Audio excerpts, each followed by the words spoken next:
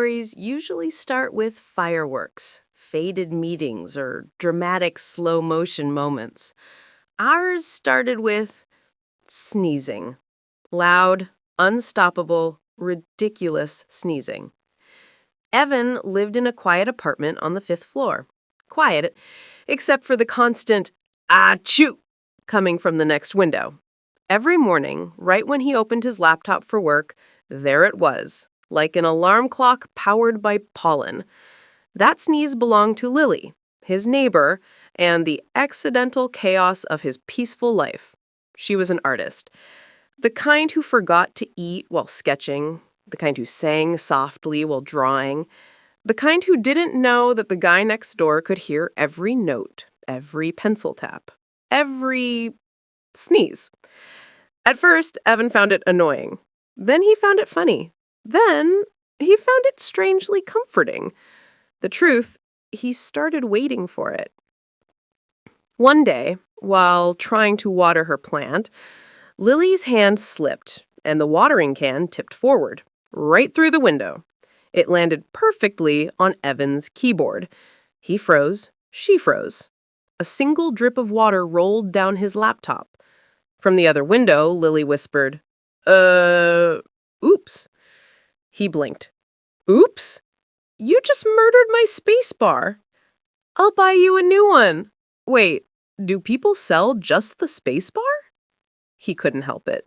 He laughed, the kind of laugh that breaks the ice, or in this case, the window tension. That was the first time they talked. And once it started, it didn't stop. Every morning became a routine.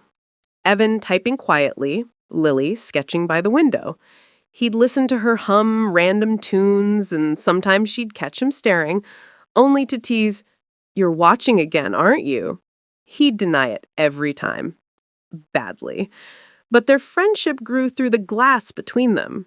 2 windows apart, 2 different worlds, yet somehow connected by the rhythm of their everyday. Then came the day of the incident. Evan was on a video call for work, trying to sound professional. Right behind him, through the open window, Lily started practicing her voice acting. She shouted dramatically, "Behold, mortal! I am the Queen of Shadows!" Evan's coworkers stared in silence through his webcam. He froze, eyes wide. "That was, my TV?" "Your TV sounds confident," one colleague said. He slammed his laptop shut, face red. On the other side of the wall, Lily burst out laughing. "You're welcome for the entertainment." After that, they developed a strange friendship, one that existed between 2 open windows. They never visited each other's apartments, they never texted, just talked through that gap of air, that invisible stage where their lives overlapped. But then, one evening, the rain came. Not gentle, a storm that roared through the city, shaking the windows, scattering papers across her desk. Evan noticed her struggling to close her window. Without thinking, he climbed onto his own railing, reaching out across the small gap. "Hold on!" he shouted. For a second, lightning flashed, and there they were, 2 silhouettes framed by the storm, reaching across the space between them. He grabbed her hand, helped her pull the window shut, and for the first time, their eyes met. Really met. That was the moment something changed. Neither spoke. The world was just rain and heartbeats. When the storm ended, they didn't mention it, but the silence afterwards felt different. Evan started glancing at her window more often. Lily started humming quieter songs, softer, sweeter, and both pretended nothing had changed. Until the night she disappeared. Her window stayed dark for 3 days. Evan told himself it didn't matter, that she was just busy. But the truth clawed at him. The quiet was too loud. Then, on the 4th night, her window lit up again. She leaned out, waving. "I caught a cold from that storm," she said, voice still weak but cheerful. "But hey, I'm alive! Evan felt something tighten in his chest. Relief, mixed with something else he didn't have a name for. He wanted to say it, but he didn't. Not yet. Because love, especially in small windows, doesn't shout. It just waits. The next few days were quiet, but not in the lonely way anymore. More like the pause between two songs. Something new was forming between them, something neither dared to name yet. Lily's cold kept her inside, so Evan started leaving small notes taped to his window. Just short sentences written with a marker. Drink soup. Next day. Don't forget your medicine. Next. You sneezed again. I heard that. Every time she saw a new note, she'd laugh, then scribble her reply on a paper and stick it on her own window. Soup tasted like socks. Thanks, though. Then another. You're a terrible nurse, but I appreciate the effort. This became their new language, the conversation of papers and tape, fluttering between two windows like tiny messages in a bottle. When she finally got better, she said, "Hey, we should celebrate. I'm officially alive again." Evan grinned. How does one celebrate survival through a window? She thought for a moment. Easy. Movie night.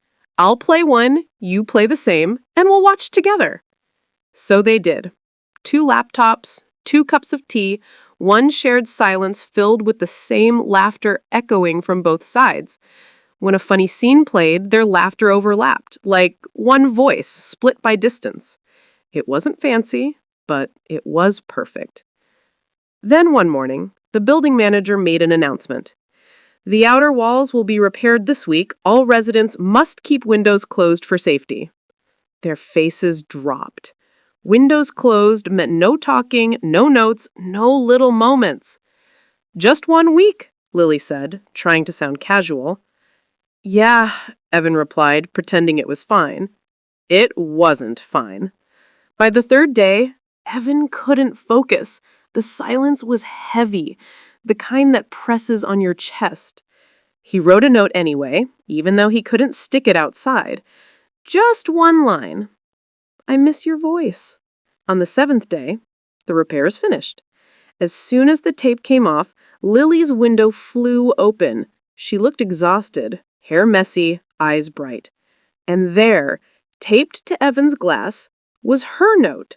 It read, "Then stop missing it." He laughed quietly, helplessly, beautifully. "You're impossible," he said. That night, something shifted again. The wind outside was calm, but both hearts were loud. They talked later than ever, about dreams, fears, silly things. She confessed that sometimes she pretended to draw just to have an excuse to sit near the window. He admitted he started drinking tea only because she always did. And then, without warning, she asked, "Do you think we'll ever meet for real? Not through windows?" He paused. Wouldn't that break the magic? She smiled softly.